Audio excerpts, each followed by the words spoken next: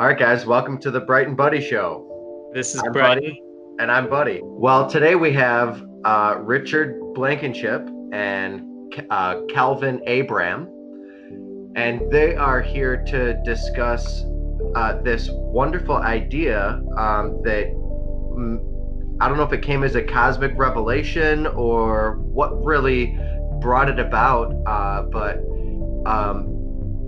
Brighton reached out to them. Tell us a little more about these guys, and then please give them a little introduction.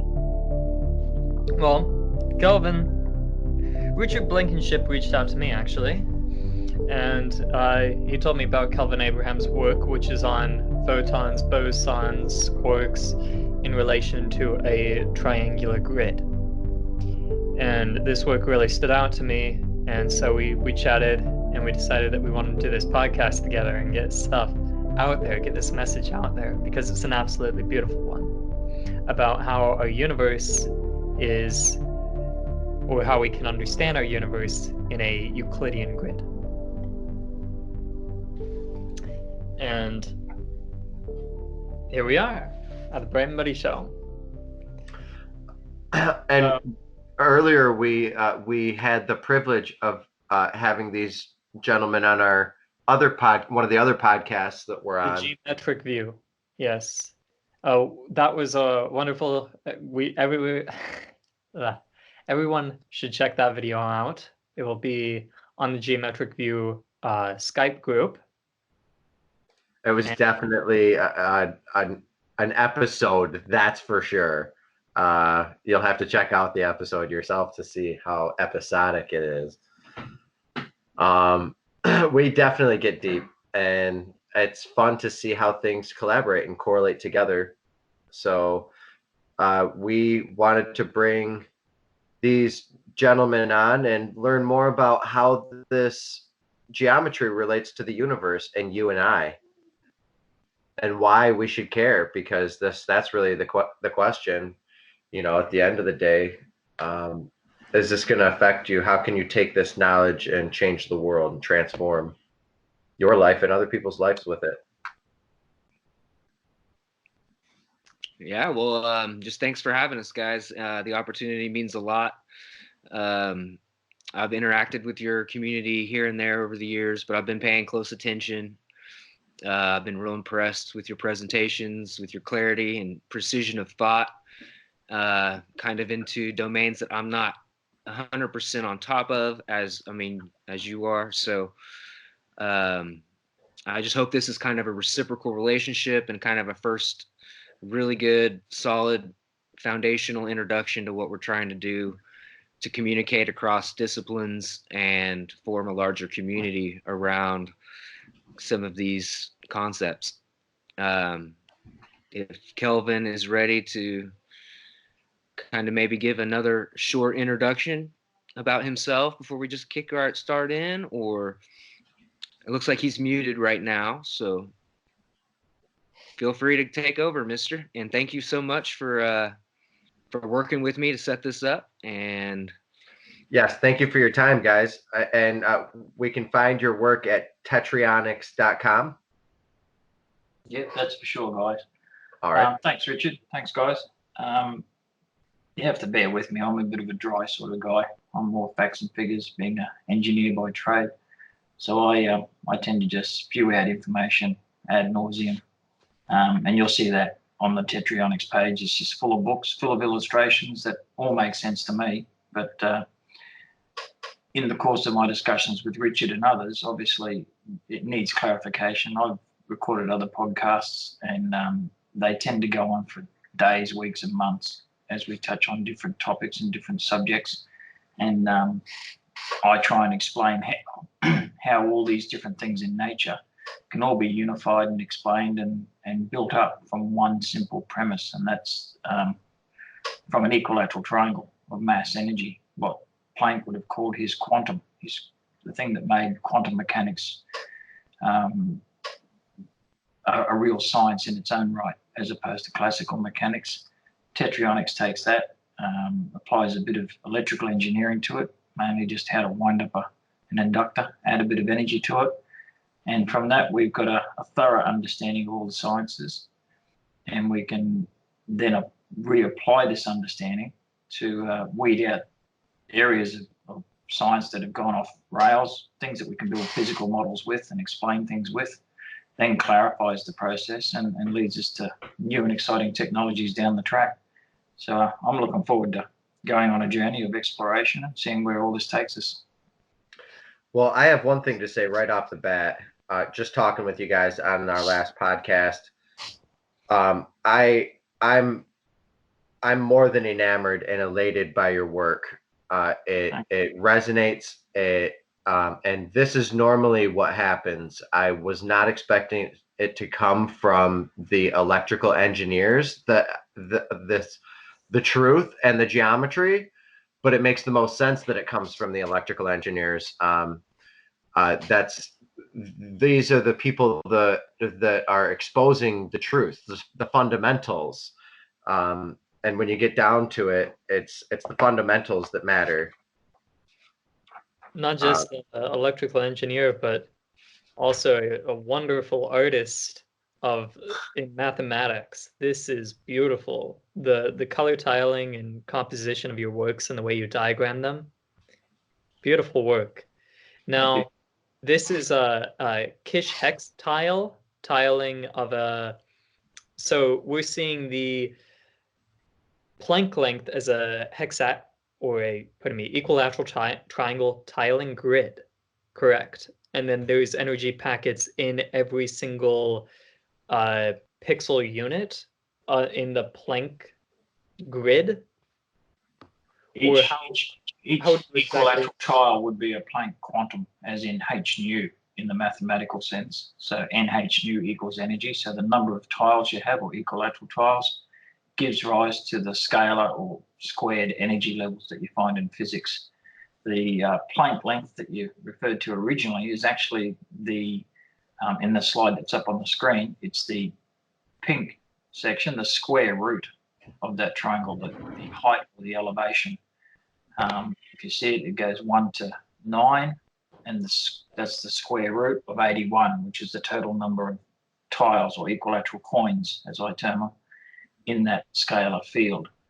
So as you add more and more energy to that field, or more Planck quanta, the wavelength, the individual triangles that make up that field, and accordingly the ones that make up, more importantly, the height of the triangle, the square root, their actual size diminishes. So it contracts. So the higher the energy density, the smaller the wavelength, and the greater the frequency or the number of coins in that scalar field. So that's relating energy to frequency to wavelength, things like that aren't normally immediately perceivable when you're just doing the pure mathematical side of things.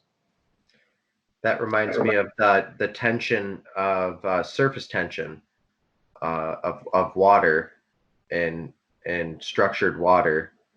When it becomes structurized, the tension of the surface becomes more taut, as if it's more energetically efficient. And that's really the only thing that happens, the only measurable change that we notice, that we can detect. But then it's taken further into what the fourth phase of water is, and easy water. I'm not sure if you guys looked into exclusion zone, easy water. No. Who's steering right now? I am steering. Okay. Well, we can get into easy water, but I want to. I just want to relate it to your work, because you want to know E and then Z, but you're probably most likely find it images and then water, and it's the fourth phase of water.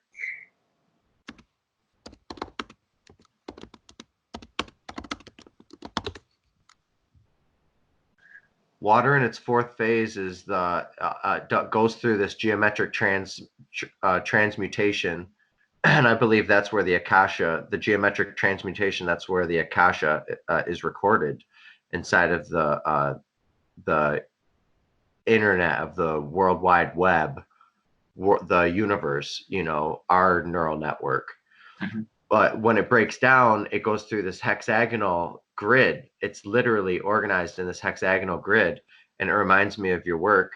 If you scroll down, Brighton, and it's all about charge and charge separation. And the exclusion zone is where water is excluded into one place versus the other. Yeah, see layers of hexagons that are lined in a grid. Like it becomes just like, what's that material that everybody's studying?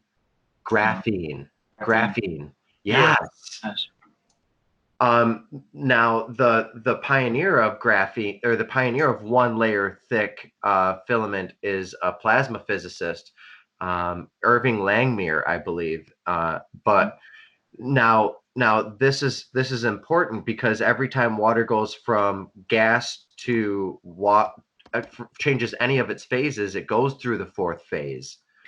I believe Irving Langmuir is the guy who, either Irving Langmuir or another gentleman, but it was a plasma physicist, and he came up with monatomic layer thin materials, and we've been studying it ever since. But the discovery of graphene was just an accident. But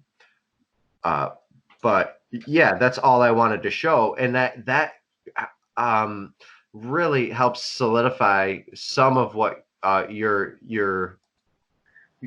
hypothesis is, or your working model is, because it does go through these geometric transitions, indeed. I wanted to ask, here you have 3D matter and 2D mass. What is this concept of 2D mass? Because from my understanding, we've never been able to observe a literal second-dimensional universe or anything second-dimensional, because there is no depth to it. There is no tangible physical existence. What is 2D mass? In the stricter sense, one of the problems I first encountered when building this, obviously everything's made up from the tiling or the interaction of equilateral quanta. So Planck quanta make up everything. So you can either make a flat sheet of equilateral tiles and in a unit of time have it a certain size, and the energy density relates to the amount of mass, because E equals mc squared. If you look at that picture there, you'll see there's a dotted circle around the triangle. I can go into more detail down the track, but in essence, one of the things I found out was, if you want to define a region of space and the energy within it, you define it by using pi c or pi r radians, the circle. That's the area that the circle will encompass. So think of that as a 2D sheet. You've just drawn the circle, and pi r radians describes that area. If you then say that the radius is actually how far a photon of light can travel in 1 second, you then have a coordinate system of pi c squared, which gives you a region of space that is encompassed in 1 second by measurement of light being a universal speed standard. So pi c squared. So the c squared then can be related back to Einstein's equation, E equals mc squared. So in a unit circle, c squared, pi c squared, you then have a triangle, or a number of triangles of energy, and that energy can be related to the force and the mass, or the inertial mass content that energy can create. The more energy, the higher the inertial mass component, and the higher, as you see there, 2 or say 4 quanta will only have a square root of 2 versus 100 quanta, which would have a square root of 10. So with 100 quanta, you can exert more force. So you can have more resistance to change per unit of time, which is force equals ma, things like that. So you're relating energy to mass, and for the first time, you're actually explaining what the c squared in Einstein's equation is.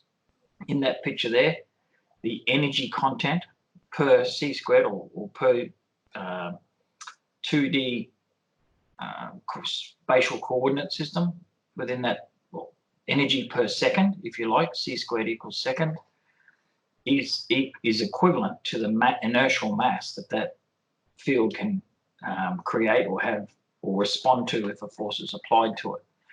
So it's like the volume of each triangle adds mass, or no, it's actually the electromagnetic content of each triangle. So due to their shape, you've got that altitude which exerts a force. To the left and to the right you have magnetic fields. But the important point was mass energy is two-dimensional. It's like a sheet of paper, albeit an equilateral sheet of paper, which nature then uses to either, if it's released into empty space, will spread out in two directions, just like a photon does, because it is a photon, or it'll distribute like a charge does on the surface.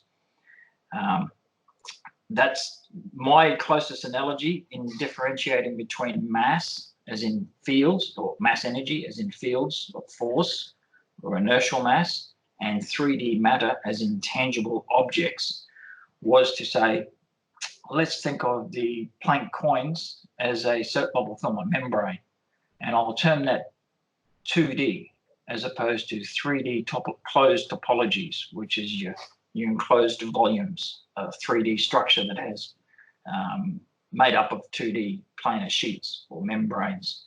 So in the strictest sense, it's probably not mathematically exactly how the mathematicians would describe 2D, because obviously even a soap film or membrane will have a side edge. But from the perspective of an electrical engineer, if you wind up a inductor, short circuit the ends and apply a DC current to it, that current will circulate through the triangular shape you've just created of the short-circuited inductor. And if you look up ideal quantum inductor, this is how it's described. The energy will flux in a unidirectional path through the inductor and back right through it and back out the other side in a loop, which is how you'll see my illustrations drawn. But when you view that loop or that quantum inductor from the other side, you'll see the reverse direction of flux. So you end up with a positive and a negative coin on this membrane or soap bubble, however you want to term it. Or in the case of a real inductor that's short-circuited at absolute zero, that flux continues indefinitely forever until something discharges it. And that's how electromagnetically, or in electrical terms, Planck's quantum is described. It's a short-circuited ideal inductor, and that's why h nu is not equal to hf, because h nu is just an inductor that's got energy circulating in one direction or the other, whereas hf, which is a photon, has positive and negative inductors coupled together in a transformer arrangement.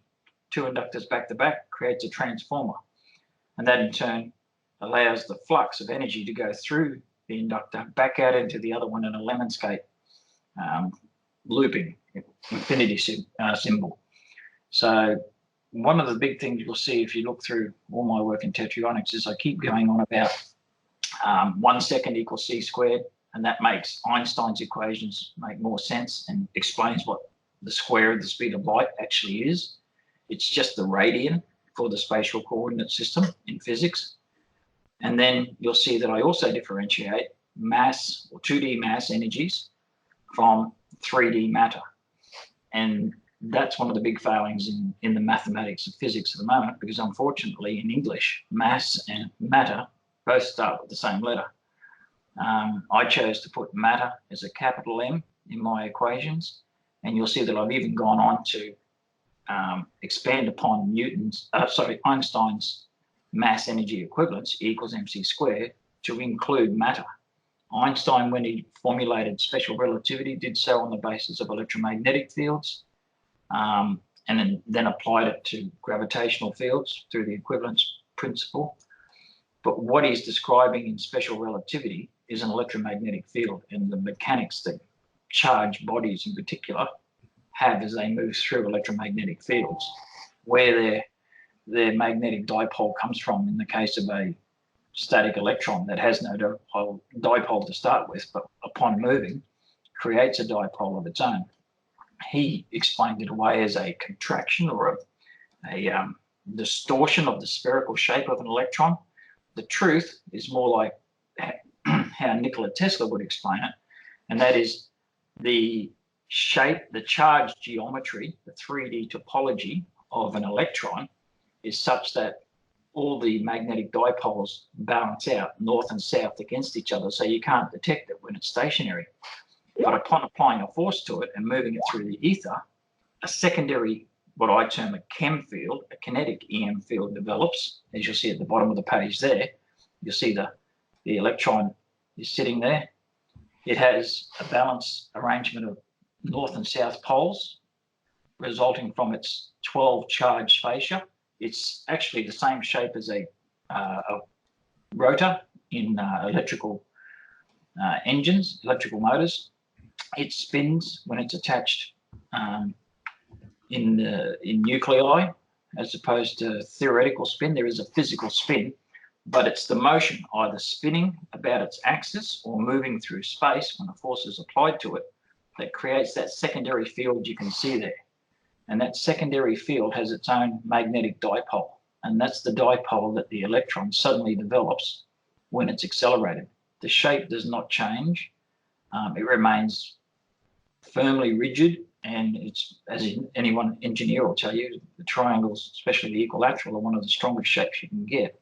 They resist deformation, so it'll maintain that shape.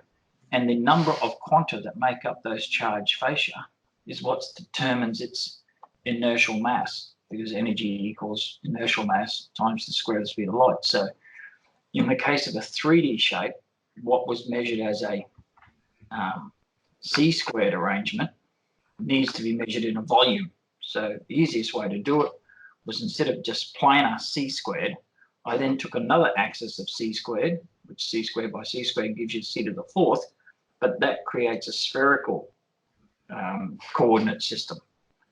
And within that, you can describe the mass energy, you can describe the mass, or you can describe the energy.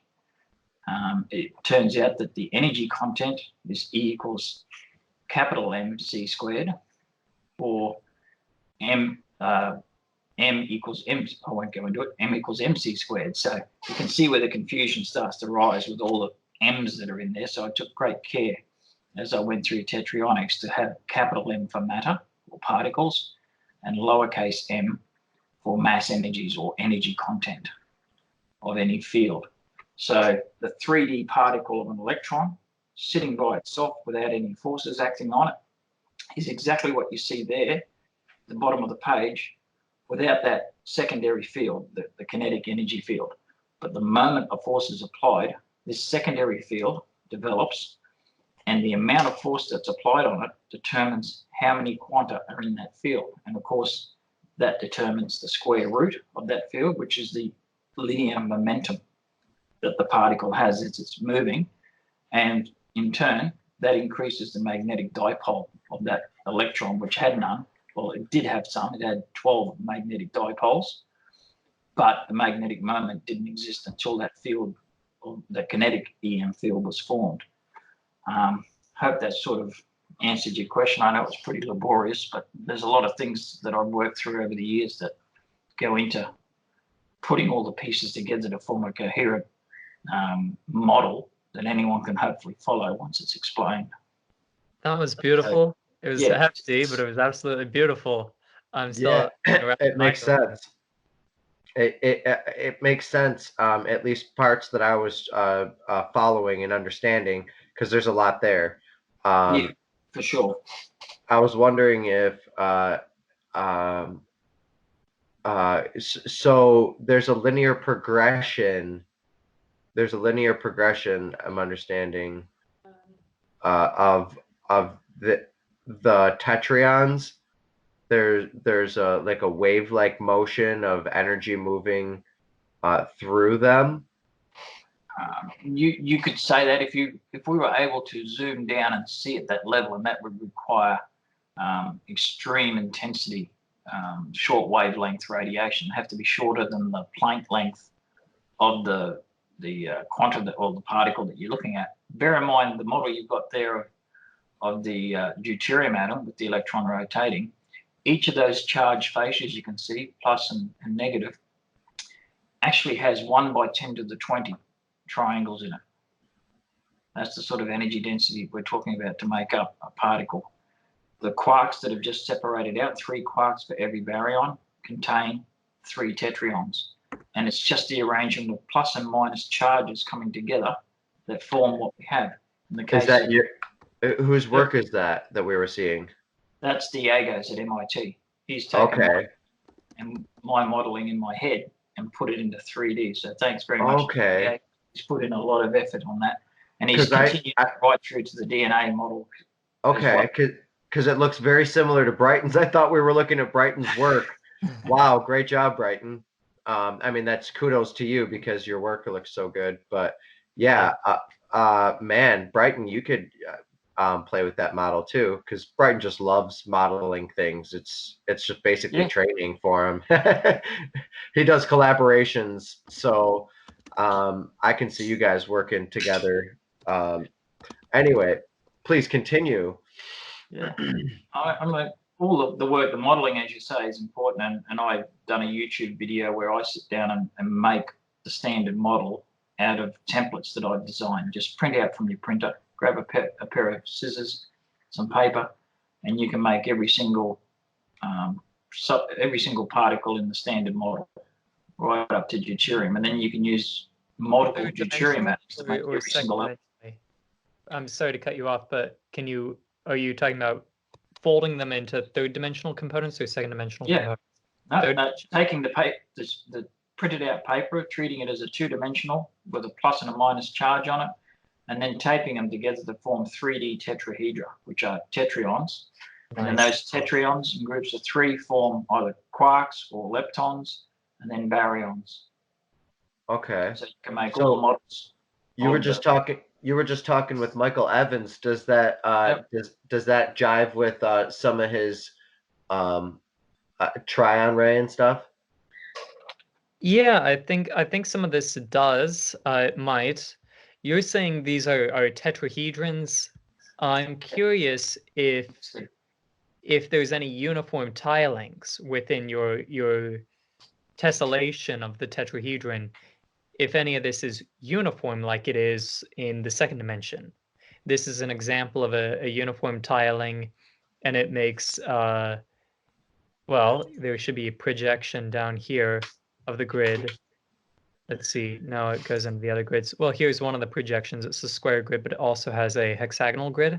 And there's others that have equilateral triangle grids when they're in their isometric or other projections.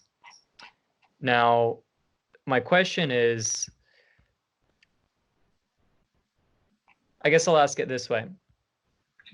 Let's see. Yeah, here we go. So this is a project I've been working on for a while with some other honeycombs as well.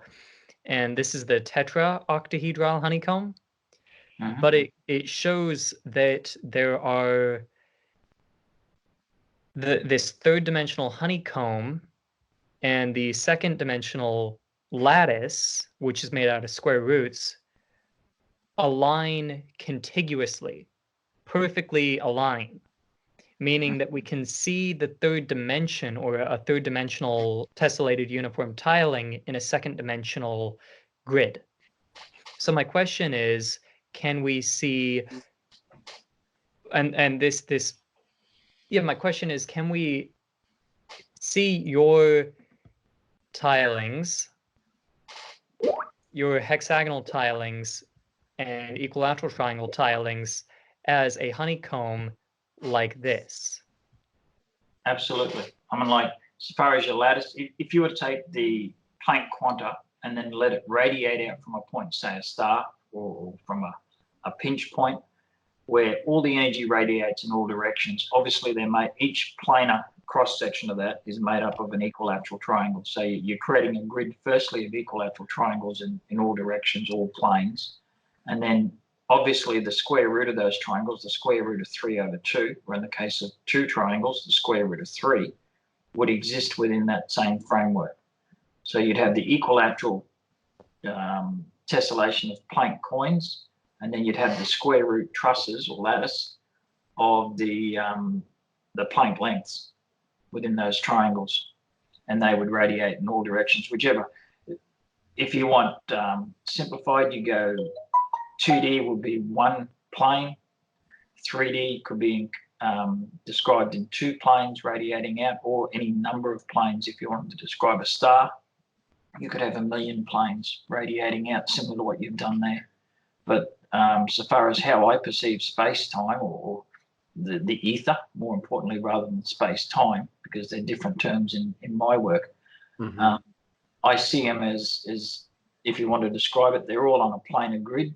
In the case of the fields, any field will radiate in any direction and either exist on a grid that you want to impose it on, or create its own grid, because it's inherently tiled with equilateral triangles and filled with the square root of those Planck quanta. I hope you don't mind. I wanted to point out a little concept in relation to this with Michael Evans, because Michael Evans went into diagramming what a photon is from a hyperbolic perspective, and you've diagrammed it from a Euclidean perspective. Michael Evans has used the Tryon ray, and this is an example of, this is actually an animation I did for him of the Tetra Octahedral Honeycomb. It's the same one as this right here, which is a tessellation of a equilateral triangle tiling with the tetrahedrons, and it makes this grid. The spatial gaps are below octahedrons, but the whole thing is space filling.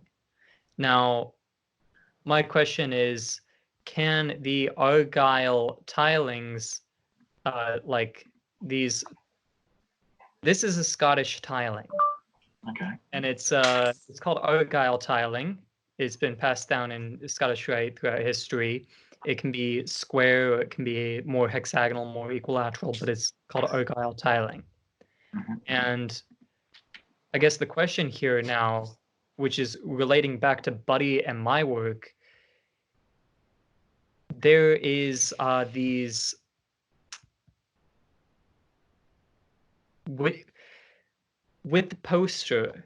Where can I find your poster, Buddy, that you had on the geometric view? Which one? The poster that we did today. Your big poster that had the let me share it. That to me. Yeah, let me share it in the comments. Okay. But since you're relating our work, you can go in and start with any of the pictures, and I have content to start talking about how it relates. Okay. But if you look at 1, 2, 3, 4, 5, 7th one down, or the second one in, that photo in the comments. But you could also play what you're playing there, because it's about to get into the same exact concept. And this is awesome, dude. I'm so happy that we are all having this conversation right now.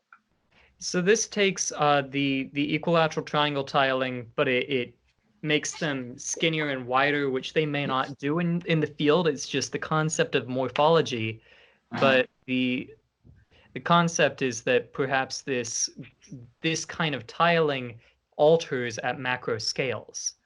And what it does is it creates a rhombus, and in that rhombus, you'll have smaller and smaller rhombus planes, and each one of those is kind of an energy packet or an information packet or a pixel that is able to genuflect. I'm calling it genuflect, which means to bend the knee at this apical point. It's actually a rotation, but these would grow out wider. And the thing is, you'll have entire honeycombs, like this is one with the trunk. This is also the cuboctahedral honeycomb. Okay. And it morphs. And what's morphing in the field is the blue is the solid here, the octahedron, into a truncated octahedron, and then into a cuboctahedron. But on each level, it goes back to right here. On each level, I notice it goes right back to the tetrahedron. Right. You know, and it's very often, or not just the tetrahedron, the octahedron as well. The concept, the question I really have is, can these lattices morph? Can these equilateral triangles morph into other structures, and is that how energy communicates what's going on with it?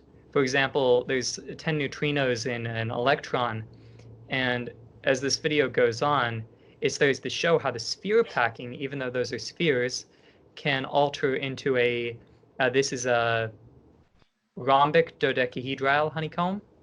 So every sphere turned into a rhombic dodecahedron. Now every sphere is a tetrahedron.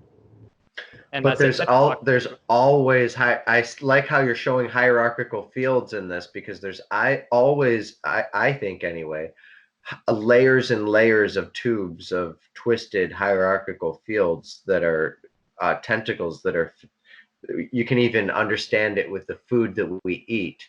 I mean, how many different places from the world is our food sourced? That right there shows, you know, the tentacle like nature. I guess with hierarchical structures is what I'm talking about. Like, sure, things can have that triangle.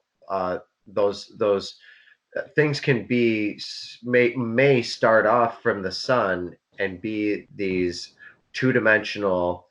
What are they called again? Tetryon. Tetrions. No, Might be these dimensional mass energies or Planck coins. Yes. Are you familiar with Stephen Carruthers? I have bumped into him. I can't remember. I can't remember his work, in all honesty. The name rings a bell. Yeah, his work. I shared some stuff in the group. We don't have to go to it, but he debunks Einstein's equations repetitively, and it's great. I met him, and his work, it's very mathematical and exact, you know, and it reminds me of some of your work, because it's, you know, it's a science, it's a math, it has to be precise and exact. So Brighton, if you could go. This is beautiful. It's showing Thank you. How these it's this, right here at this apice, this would genuflect inwards or outwards, but these are phi induced, which is a little bit different from what I've been diagramming in uniform tilings. Although this is very applicable to tiling such as a third-dimensional Penrose tiling or other dodecahedral tilings. Absolutely, where the Argyle tiling genuflects, it gets in tighter and looser, and it morphs.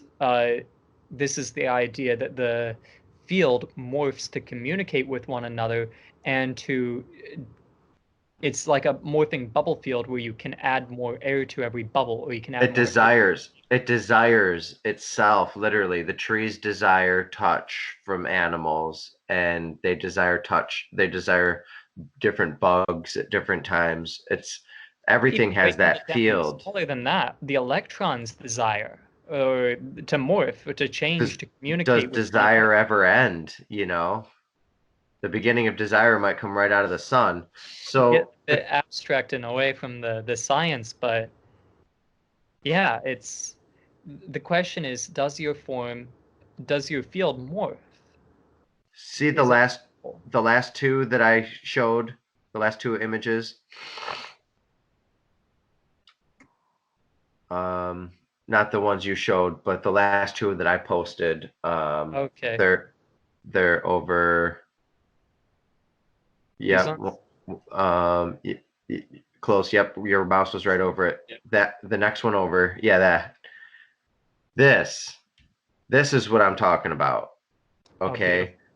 This is what I found. And how I found this was by tracing the spheres with lines. They literally go into each other. They go like this. these fields communicate, and there's pinch points in here, voidance points. If you could click on it closer and go into the center here. And this reminds me of your work. Sorry that we're going Brighton and Buddy heavy on the work and not introducing yours as much at first, but no, go ahead. Yeah. People can tune in on the other episode, but we're also going to get a lot more heavy into yours. But I discovered this, and this is what I call the Aurora Star, and this is what to your right hand, and that's breaking it down bit by bit, and it breaks down into and out of this form. The star at the top is the form on the left, taken apart into individual pieces. That's the whole star on the left, and the line is drawn in the center to show the divisions of the equilateral triangles communicating within the harmonic resonance of a sphere.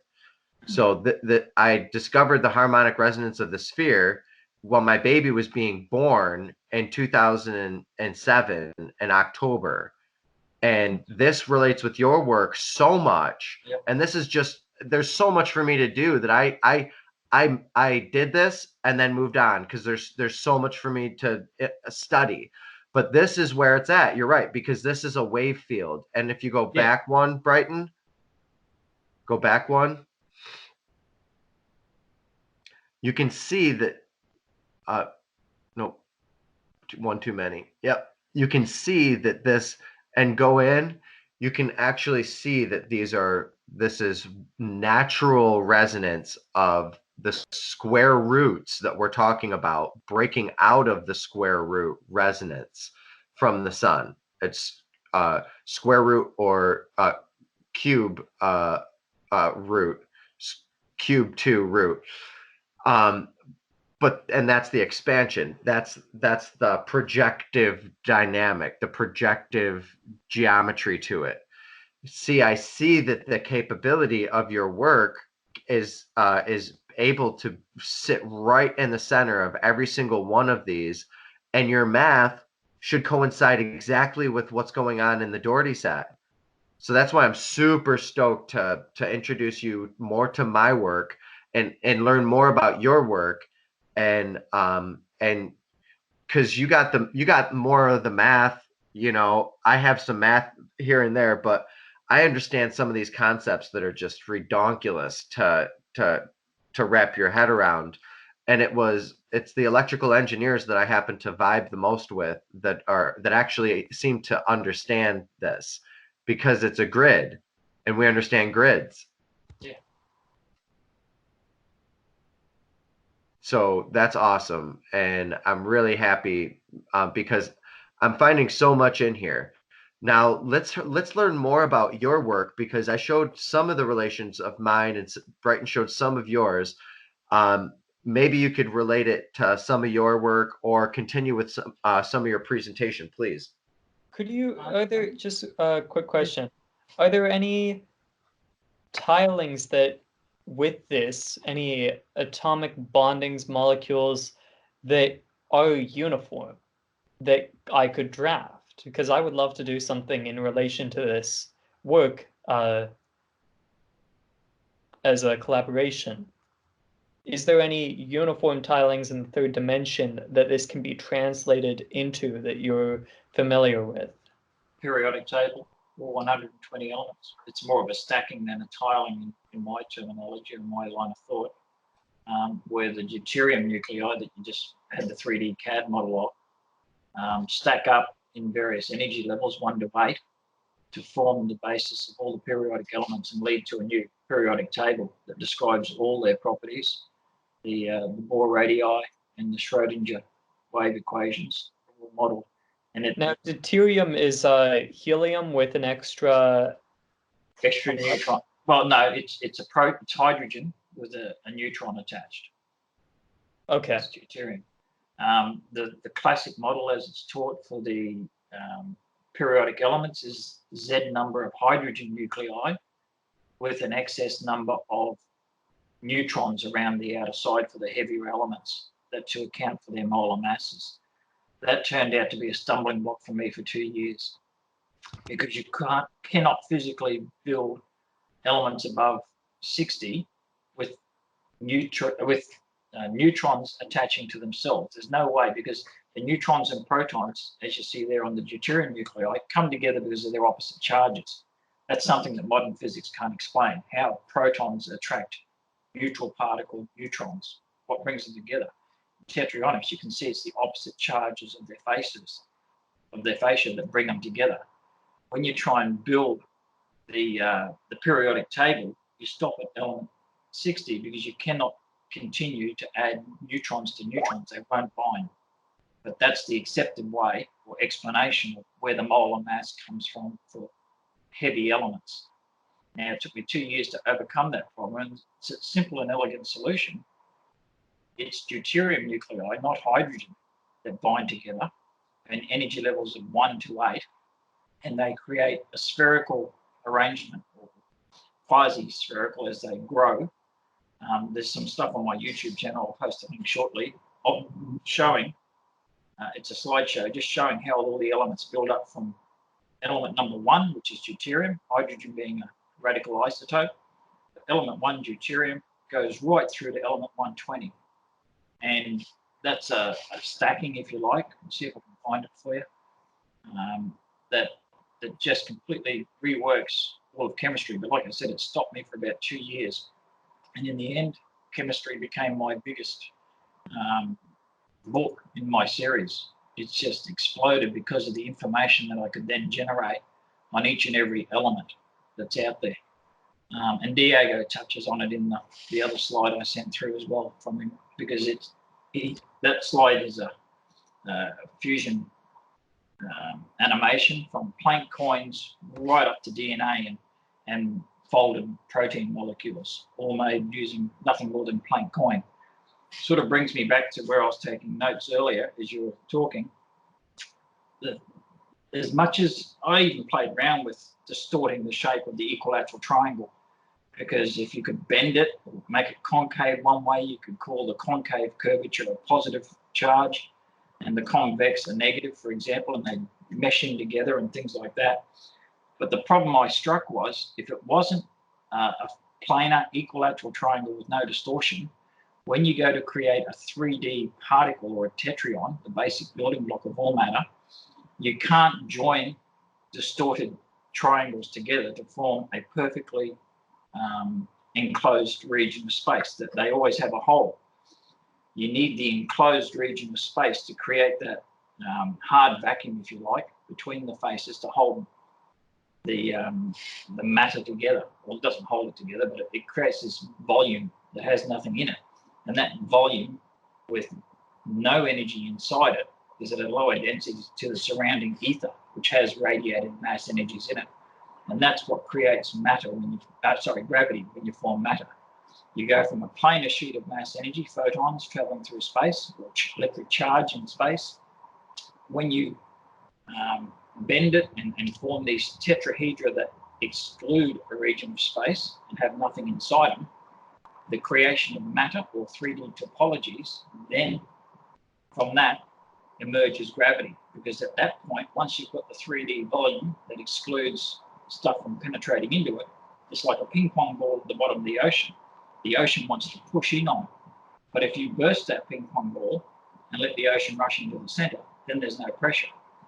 But by excluding the ocean in a 3D closed volume, that's when you create gravity. And that's the lay term that everyone can then understand to understand Newtonian gravity, where you have matter or mass energy matter, you then have gravity. And the more matter you have, the more volume you've displaced in the universe. So therefore, the more the universe is trying to equalize that volume because it abhors a vacuum, and the greater the gravity that material body will have. Just to touch on another point, in Tetryonics, because we've got a singular, regular, fixed shape, the equilateral triangle for the building block, the Planck coin, with a positive and negative on either side because of its inductive loop properties and its magnetic dipole, we can also we can describe it not only as plus and minus charge, or positive and negative. We can describe it, as you see there, we can describe it as a 1 and a 0. So you've got the basis at the very foundation of the universe, of the mechanics of the universe, one single shape of an equilateral triangle with a plus and a minus on either side, a coin. That's why I call them plain coins, where not only can you set a basic rule of interaction, opposites attract, similars repel, to guide all the creation of matter, or photons, matter, particles, DNA, but within that, you've got an encoding of 1 and 0 for an intelligent structure behind that encoding. So whether you're saying positive and negative charges attract, or similar charges repel, or whether you're saying 1 and 0 interact in a certain pattern, you can discern an intelligent pattern behind the entire thing. Just so happens that, being humans, we discern the pattern by looking at larger scale objects and narrowing our focus down. Tetryonics turns that on its head and says, let's start with a very simple shape and build all this up from that point. And in doing so, we create the standard model. We then create all the periodic elements, create a new periodic table. We explain a lot of the problems they have with the standard model, or models in the various fields of physics. And then we step into cosmology and go and explain gravity, how it's an emergent property. It's not an inherent force in the gravity in the universe. It emerges when matter is created. And because physics at the moment tends to use mass and matter interchangeably without extreme rigor, we end up with equations that lead us down dead tracks so far as what gravity is and what it's a property of, whether it's an inherent force or whether it emerges. The dominant force, as you can tell from my work, is electromagnetism. It's energy in the shape of an equilateral triangle with a plus and minus charge either side and a north-south dipole arrangement that creates everything. Gravity only emerges once you create a 3D object in a volume of space that's filled with energy. So you dump the energy in, let it interact, that creates light. So the first thing you have is charge, all these triangles mixing together. They, 1 and 1 joins to become 2, which is your photons, let there be light. 2 of them can join, or 4 triangles can join to create a tetrahedra. That creates matter. And then the charging, once the tetrahedra is created, you then have gravity emerging. But the dominant force on those particles is electromagnetism, because they're made of electromagnetic energy, mass energy, momentum. Gravity is just the universe's reaction to this creation of an enclosed volume that excludes the radiant energy that gave birth to the particle in the first place. And as more and more tetrahedra come together, or nest, or bind, however you want to term it, you then have larger chemicals or elements being created, which then interact via their charge facies again via weaker bonding than the face-to-face strong force, but they bind all the same to create chemical compounds, organic molecules, and eventually RNA, DNA. So it all flows, as you can see from that animation that's running, how from the simple building block of a regular equilateral planar triangle, you get all this. If you try and curve it or distort it, it doesn't work because you can't create a closed volume.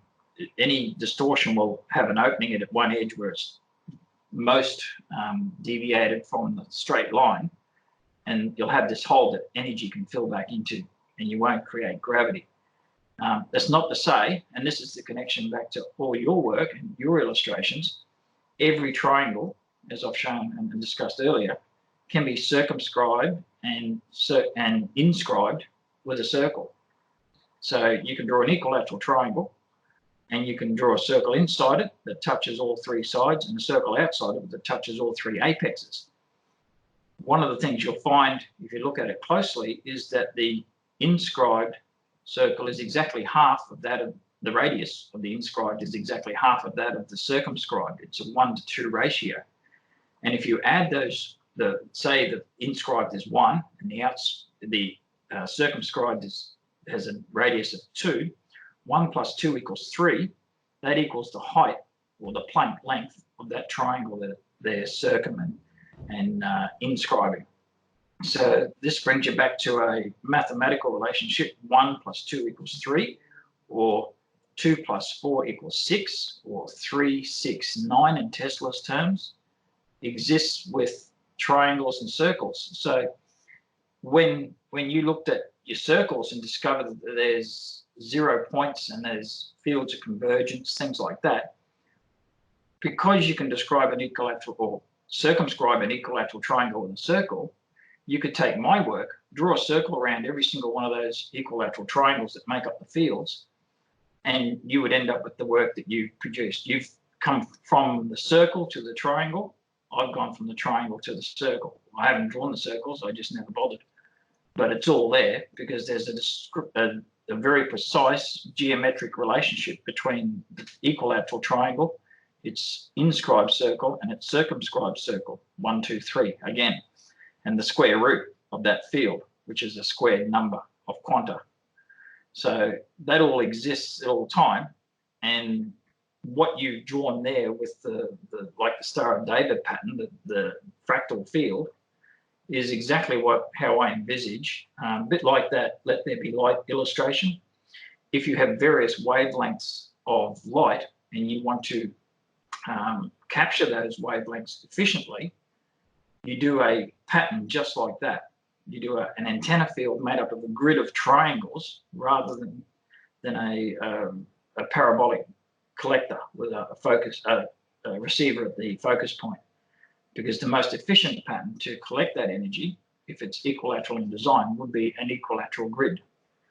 So you make the grid to match the wavelengths of the frequencies that you want to do. It's just a discrete relationship. Frequency by wavelength is the speed of light.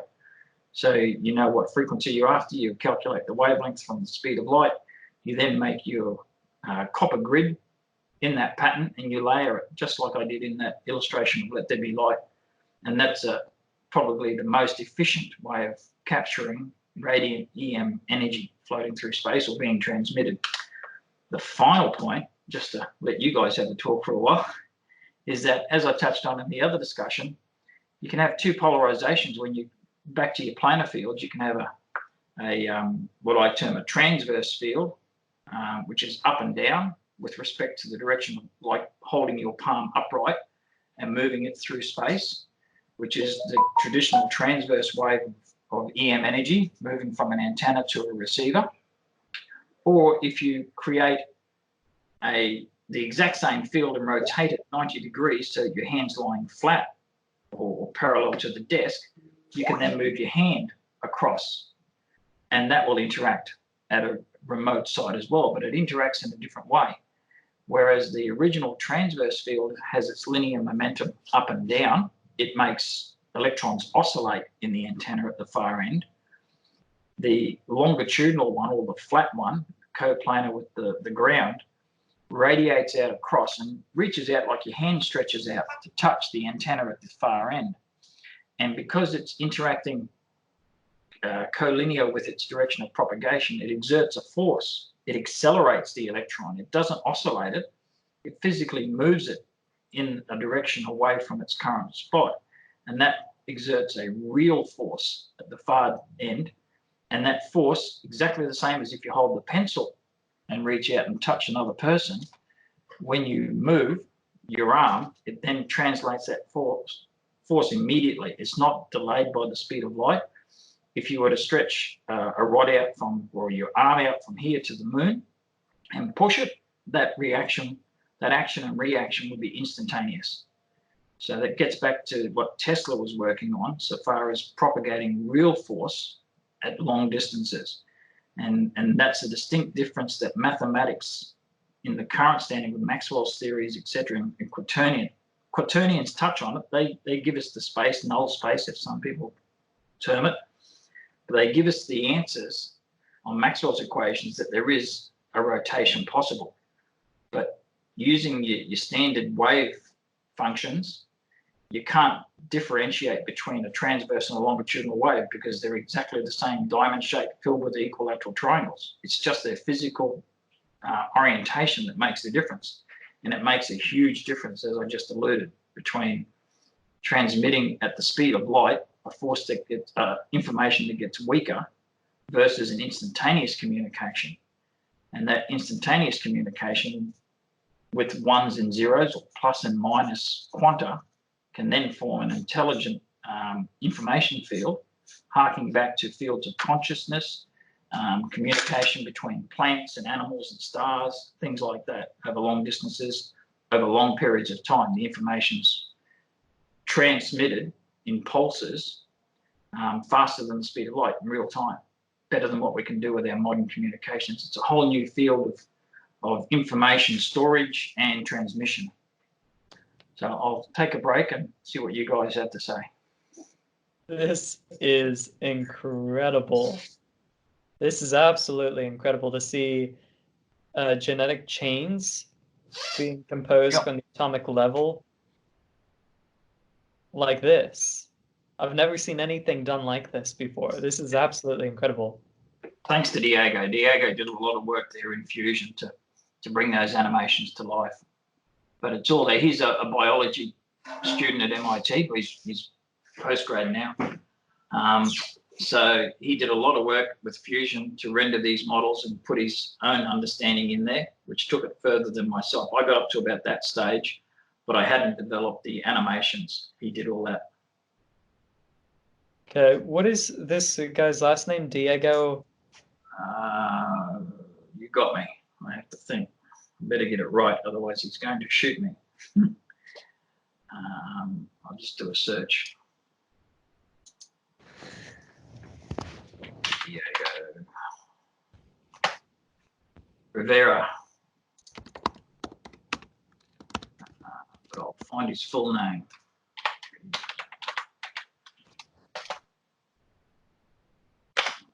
And then I can give you a link to his web page as well, his YouTube channel. Please do. That would be wonderful. Yeah, there's lots. I'll do it through YouTube. It's probably easier. It'll give me the answer I want. Google search just gives me everyone that's ever existed. Right.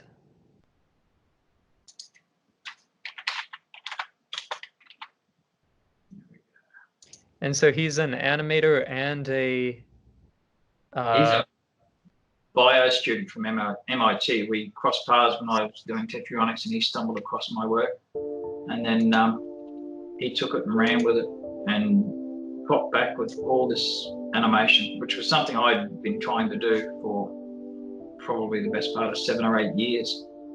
And I'd done the simple animations of slideshows of particles building themselves up.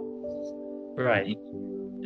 Periodic elements, but he took what I've done, what's in my ebooks, and then made it into a 3D model, which you can then open up in Fusion and you can rotate and view and zoom, all this. So he just made a flyby so that people could get a 3D perspective of how it all works and how it all does. And all those little red dots are hydrogen bonds that you're seeing there between the amino acids and the peptides. So this is incredible. All connected, how the charge. One of the things of the periodic table is you can zoom in on my periodic table and you can see the quark arrangements for each and every deuterium nuclei that makes up that particular element.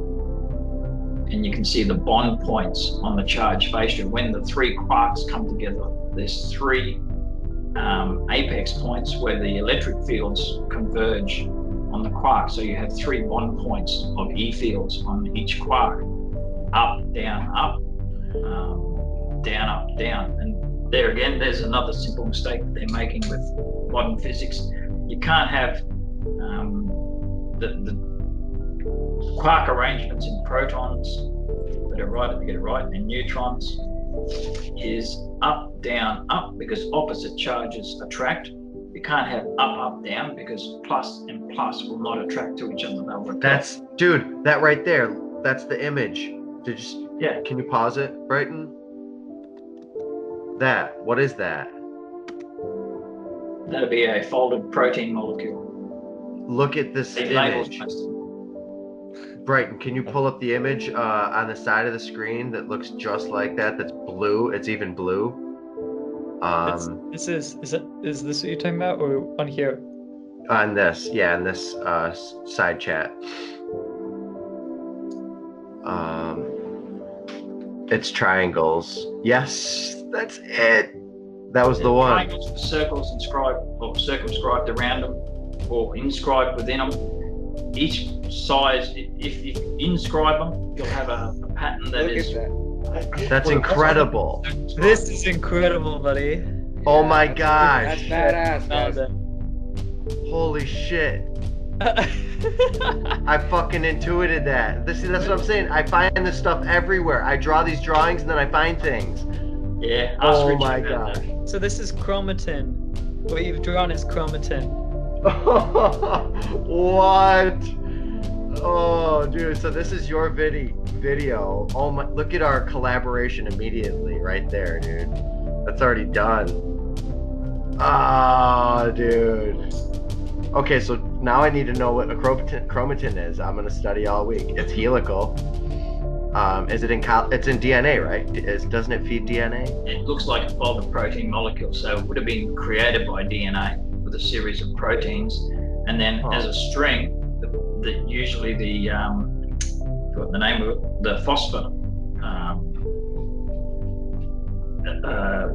phosphate elements within the DNA or the amine chains will then interact, causing the long string of protein that you see at the bottom there to fold back up, coil up, and then it's all nested. This is what they're trying to model. If you're looking at viruses and you're looking at complex macromolecules for treating people and creating resistance or gene therapy, you're modeling all this sort of stuff in 3D. We can do that. Oh my God. We have the basis of it all there.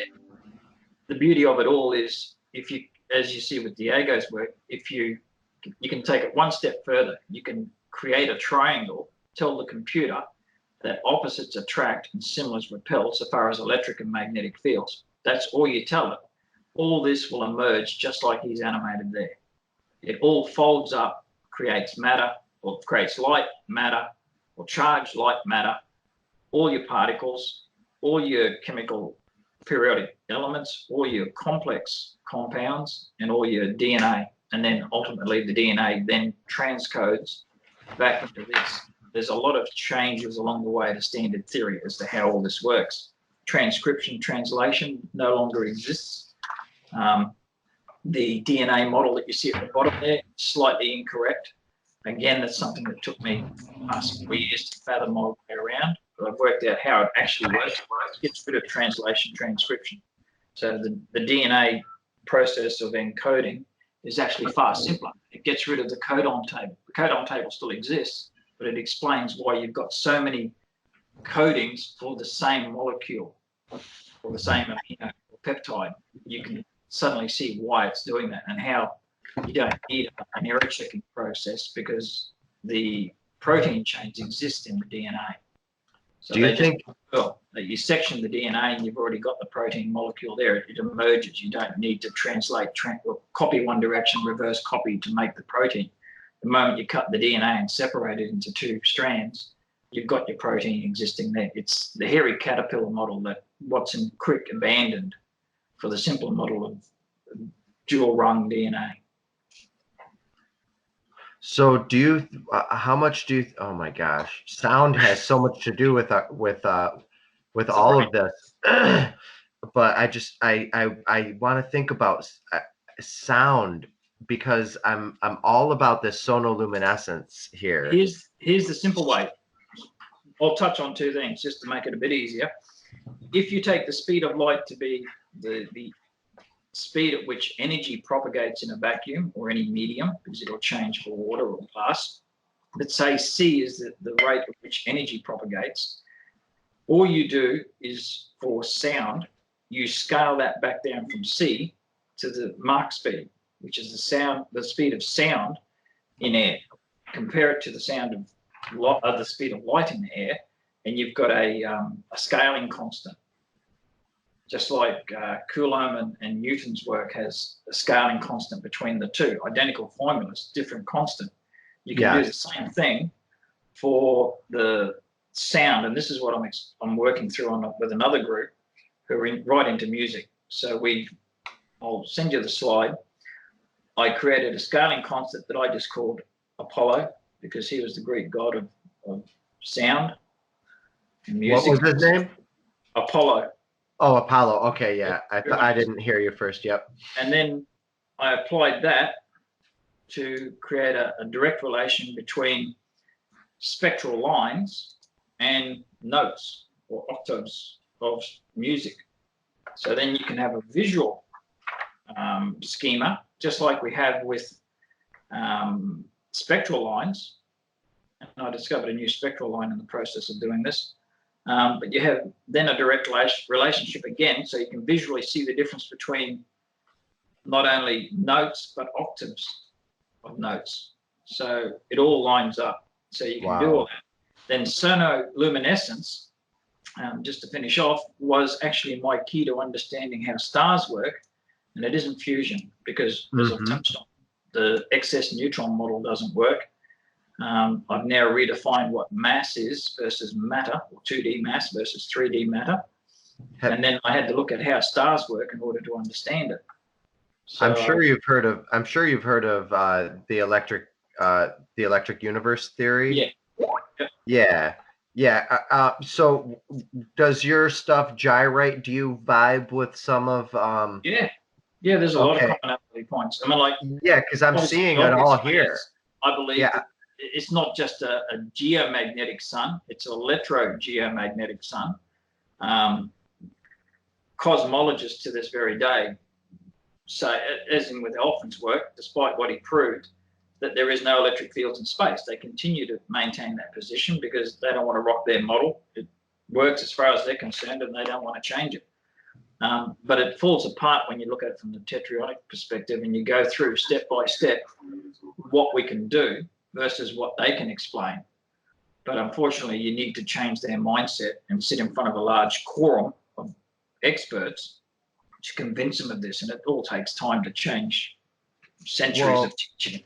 Right. They're in a decent spot right now. There's a lot of people, a lot of interest in the electric universe paradigm, and I would love for you to present on our other show, the first one that I started, that has like 4,000 subscribers.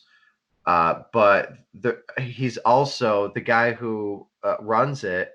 I'm basically one of the co-runners, but we started it from the ground up. Neil, you probably know or heard of Neil Thompson. No. Oh, maybe not, but ring a bell, but I'm not sure why. I would love to introduce you because, and I would, oh man, just the ability for Neil to understand more about what I'm talking about through your model, it would be a bridge or a gap to allow people to understand some honestly, I believe your model's great, and if you proposed like a talk at the Thunderbolts project or something like that, just in general, or started conversing with some of these guys, I can add you to our group on the Skype chat. Then this is. I believe all I see is symphony here. I see symbiosis, mutually beneficial relationships. And that just reinforces that the model's right. I mean, like the answers I give, the corrections I give are all for valid reasons. They're not just because I want to patch up something. I've struggled, as I've said, with certain parts of this where I've just gone, I can't make it work. What am I missing? And invariably, the model gives you the answer if you can just sit there and absorb what the model's telling you. And then from that, as I said, you can draw circles around the triangles and you can produce an entirely new pattern of what I've done. And then delete all the circles. I use Illustrator a lot, obviously. I could tessellate or tile all the equilateral triangles with the circles on them, delete the triangles, and you'll have a completely different pattern, just like what you presented there before. But underlying it all are these equilateral triangles, which, as Richard will tell you, once you see them, you can't get rid of them out of your head. Well, it could be also- it could be spherical, Yeah. but you're right. The charge does seem to orient itself in hexagonal or tetraagonal. Brighton, could you show him some of our episode from the geometry of lightning, just to show how well this correlates here? Yeah. That's the structure. That was the exact shape. All right. Probably just YouTube. Just excuse me for one sec, guys. I'll be right back. Yep.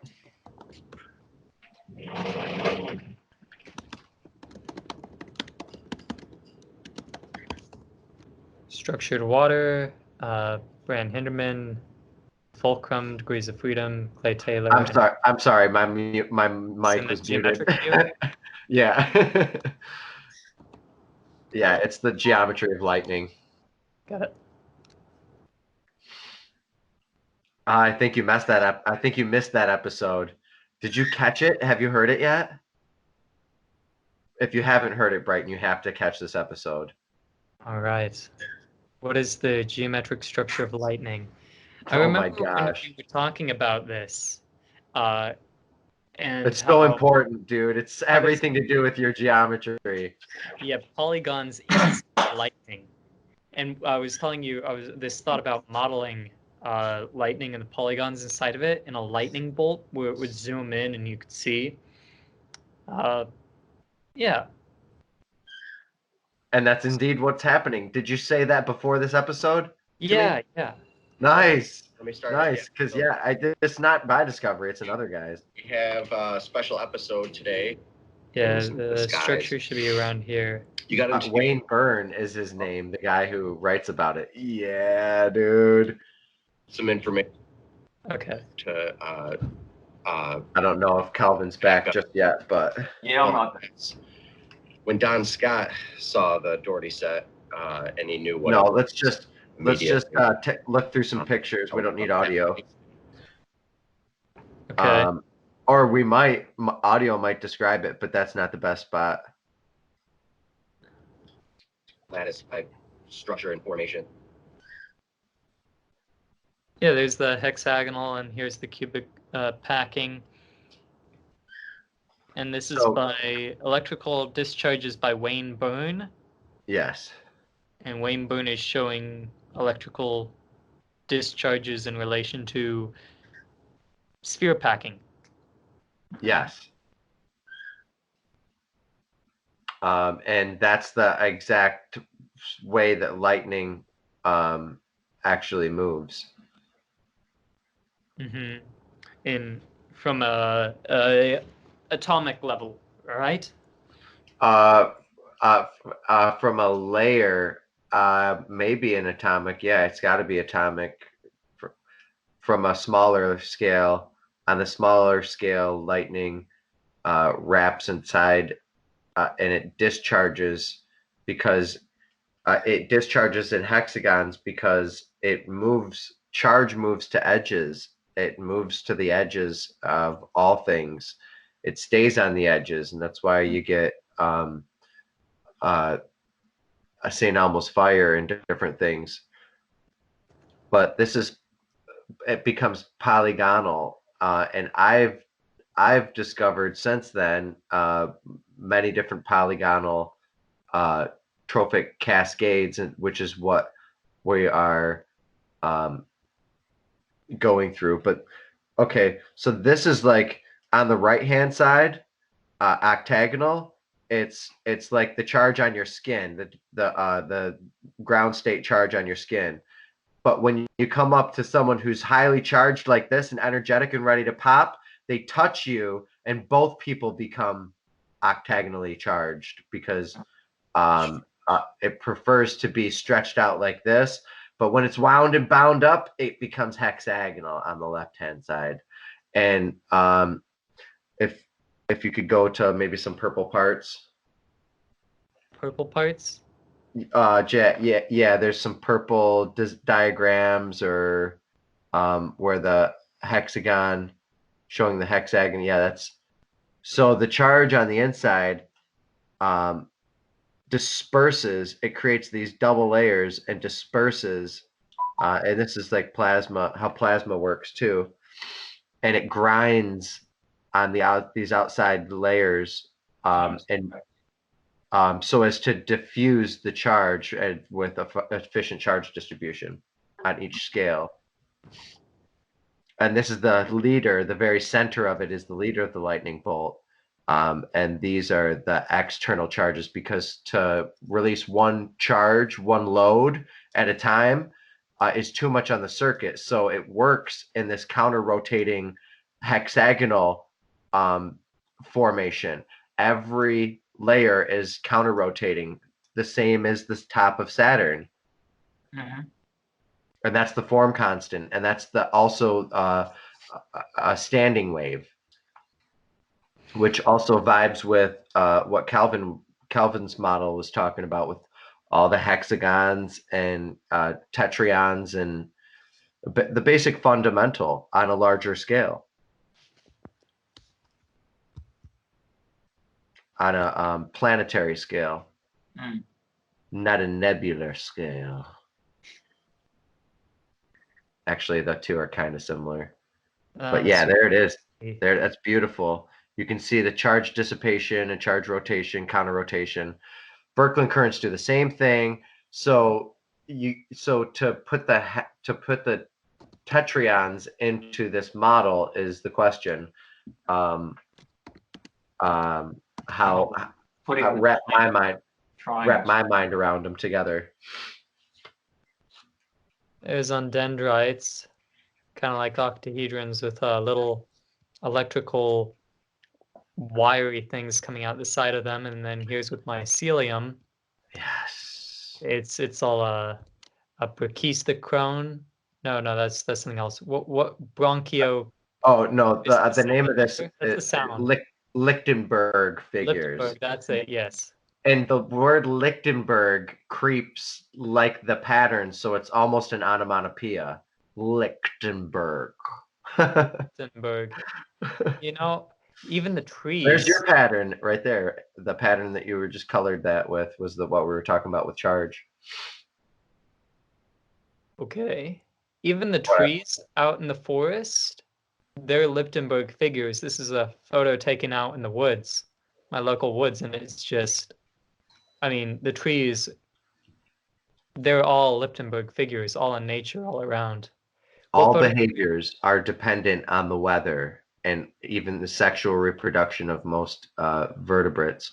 That when they go in heat and when they go out of heat, when they go and they go dormant and they hibernate, and when they wake up and they're sexually charged, need to reproduce, you know, it's just cool thinking about geometry. Polygonal functions of electrical structures, as we were delving into even more Euclidean forms of this study.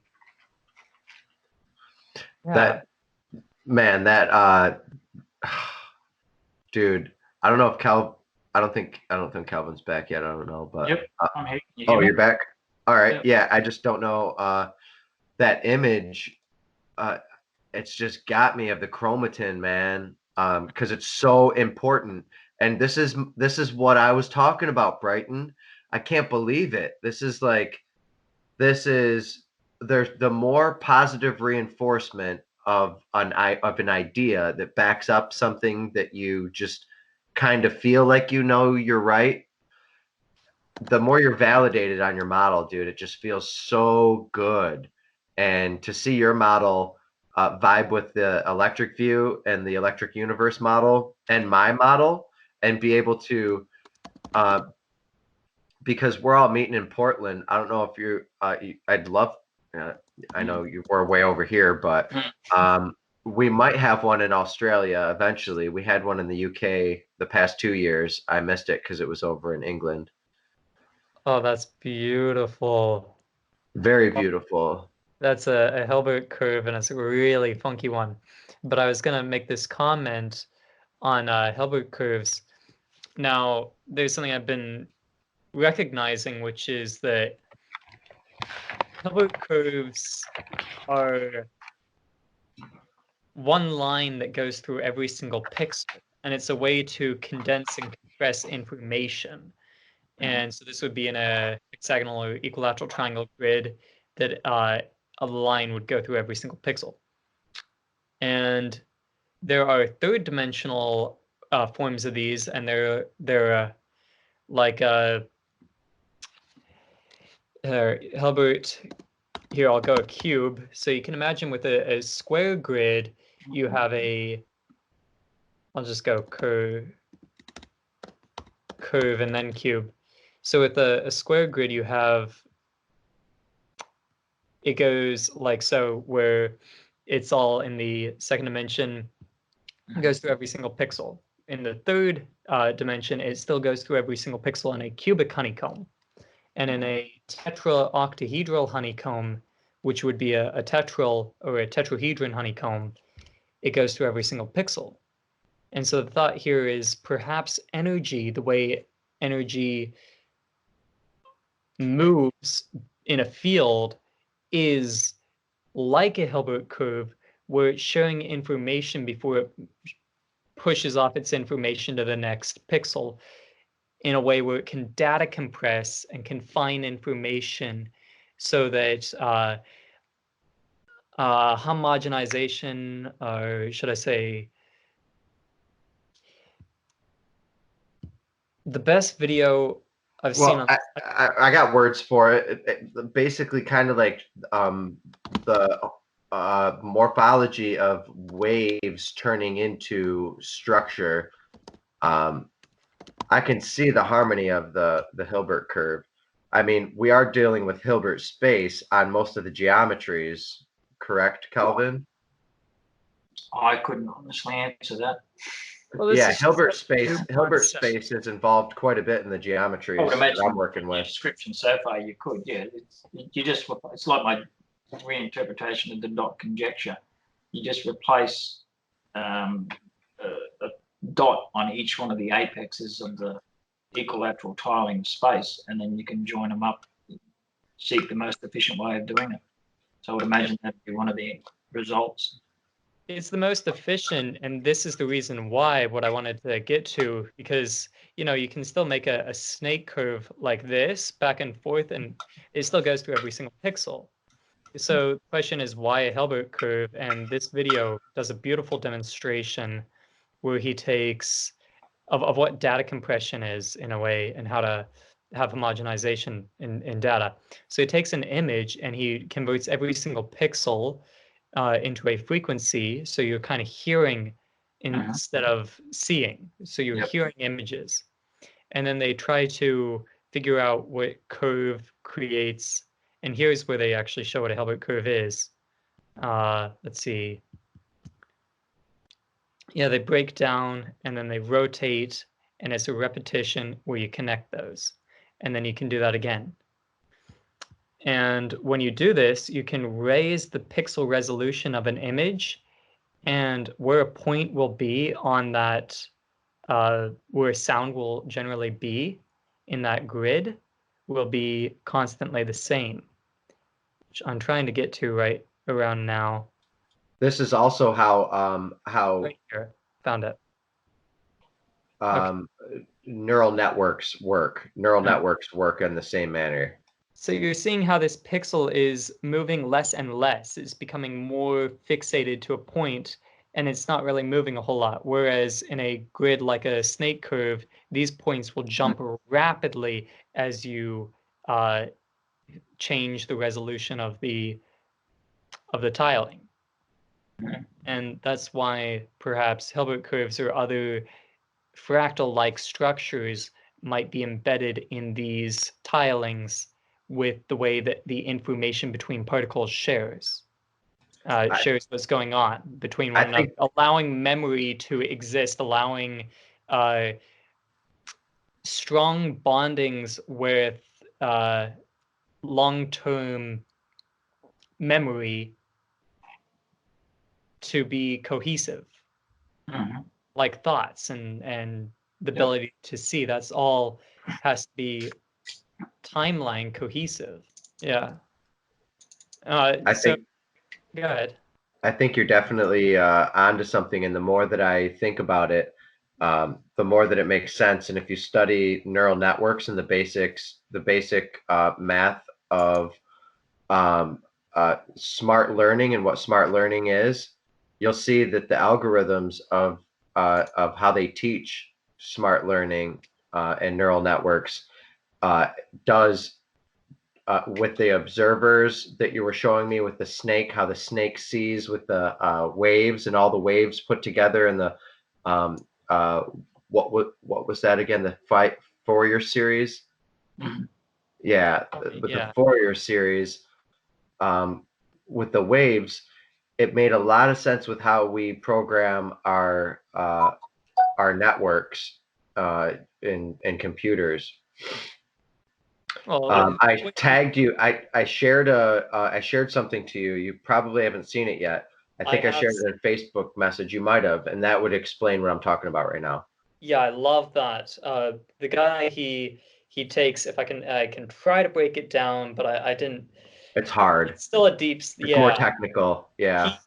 He so this guy studied human reception, a convolutional network of the human brain, how we see, and then how that information has a photonic to electrical change when it hits our receptors, corneal receptors, which then turns into a chemical disposition and an electrical charge throughout our neurons and our brain chemistry that allows us to then understand stuff further and further. And as you start to break stuff down, further back you go into how the brain works, it becomes cryptographically more complex. But the thing is, this is also how we build computers, convolutional computers that, for example, here they're writing a letter A, and the convolutional network will take that whole image and say, oh, that's an A. So you can draw a letter or a shape or a color or a shark or whatever, and the convolutional network will associate it with a plethora of images and concepts of past history and mapping, as well as these tiles. And I'll go, oh, that's a shark, that's an A, that's a B, that's a C, that's red, that's green. And it allows it It's to associate. yes, associative learning basically, just like kind of like we were talking about in our episode earlier, communicating. And I never really got into it enough, but you can control and communicate all sorts of creatures with a clicker, and it's one of the best ways to learn anything With the is a clicker. clicker. I'm not even kidding. I was listening to podcasts about it, and a clicker achieves more positive reinforcement than freaking like almost an orgasm once people are programmed to it. You're like, you fucking do it. You hear that? You do everything for the click. All right. A friend of mine made a statement to me a while back, and I have to agree with his analogy, which is actually a little bit against this. He said that, let's say we created an invention which would they've created this thing that you can put on your back that makes a vibration, a buzz when you're arching your back and you're not straight. And my friend said this is synonymous to creating a buzzer that goes off when your shoe's about to fall off. Instead of teaching people how to tie their shoes properly, you're just telling them that their shoe's falling off, and so they're going to pull it back up, but they're not going to tie it. What we got to do is we've got to learn how to tie our shoes. We've got to learn how to fix our back. We've got to learn how Yeah, to. but it works, dude. It works for the greatest violinists, percussionists, authors. Like you go down the gamut, and it's like, for some reason, there's something about it keeps you persistent. It keeps you going. It keeps you. If you, we're gonna study and do the geometry of insects and the communication of them and how they connect, how they communicate with clicks and different chirps and different things like that. Do When you we know get this into the geometry, original tribe? huh? Their whole language was composed of like 42 different kinds of clicks. Yes, yes, yeah. Yeah, this is important. And the grunting of the culture where people sing in and they go and they do that kind of in breathing and stuff. Gregorian chanting. This stuff is so important. I have done that with a girl, and I've been to heaven in a tent with Gregorian chanting. It was like, of course we should do this every night. Kind of orgasmic feeling, communication. You're relating ape chanting to, I mean, uh, ape sexual sounds to Gregorian chants. I find that hilarious. Whatever you want to call it, man. I don't know if it's called Gregorian chants, but yeah, they breathe in and breathe out at the same time. And now they're in like popular music and stuff, and it's becoming more popular. But I love traditions, and everyone loves a good tradition. And I love watching people pass down traditions. And it's just, you know, that it's the most meaningful thing to a culture is their traditions. So when someone usurps them and kills them, pillages their village, rapes them, and takes their their traditions and their holidays and puts it, you know, they change it or they do whatever. They put their holiday on it because we're now the kings, you know, whatever. Anyway, Well, this got dark and way off I topic. digress. Sorry, I started drinking wine. My bad. So I don't want to keep the guests. I've loved our conversations already, and I feel like we're kind of having a two-way conversation. So what I can offer is I would love to have Richard and Kelvin to come on the Electric View, and Brighton, if you could attend, and I'll set it up with Neil, and we'll turn this into an episode because this is going to get deep once Neil starts wrapping his mind around this.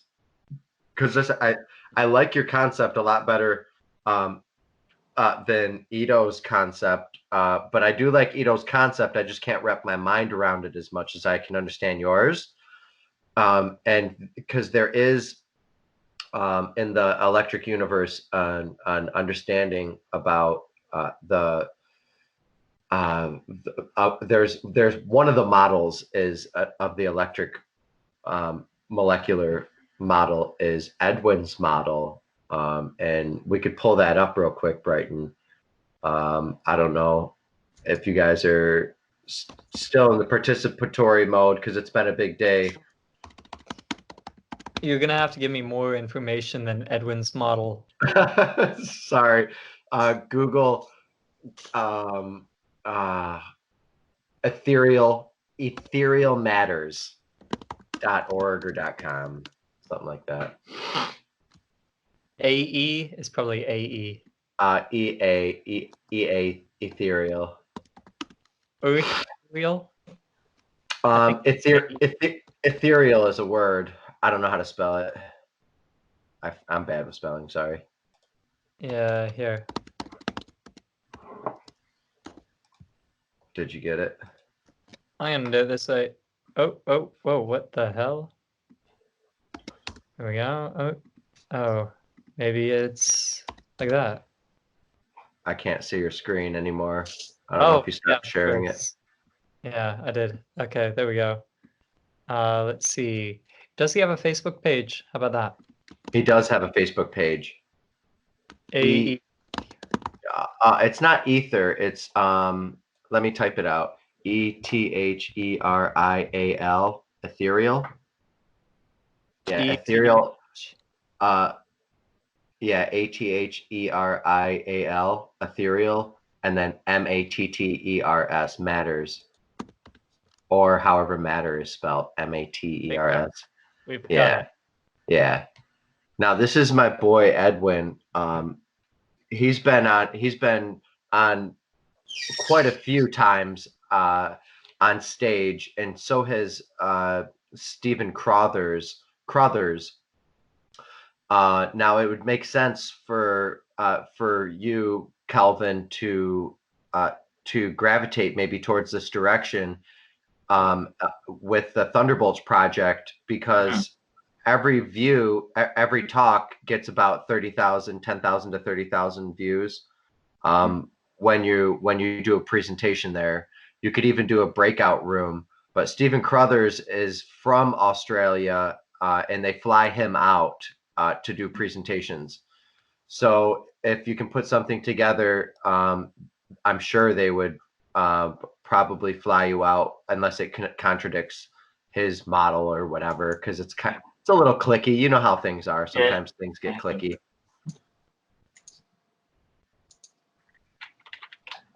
But Will I wrap up? yeah, we should wrap it up, guys. Thank you for. I really appreciate you guys for being here, and we will send you the invites and links towards upcoming events. Appreciate your time again today. Is there anything else you guys wanted to share before we click out? We don't have to go. I'm okay. If you guys have time, we can. Oh, we could talk on many, many topics. Right. Anytime. Yeah.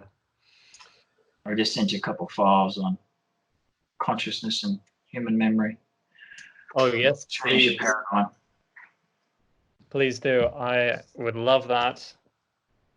You'll see the human body is just a walking, talking robot, and all our memories, the brain's a quantum processor, and the memories that we have are stored in our electromagnetic field as ones and zeros in our soul, so to speak. But that's another discussion. Well, thank you guys again for being here. Pleasure. It's been an awesome day. Great energy, and I appreciate your presentation. Thank you. It's been great, guys. Yeah. All right. All right. Have a good weekend, guys. God bless. Yeah, you too. All right. Bye. Thank you for watching The Brighton Buddy Show, Episode 6. Tetryonics, Kelvin Abraham, Richard Blankenship. The Brighton Buddy Show is a Love is Watching production. Thank you for doing that. Check us out on our other platforms, the Geometric View, the Universal Ones, on Buddy Dougherty's platform, and Abyssal Dionysus. Executive producers for The Brighton Buddy Show is Brighton Cotter and Buddy James. Also check out The Electric View, another podcast we started from the ground up.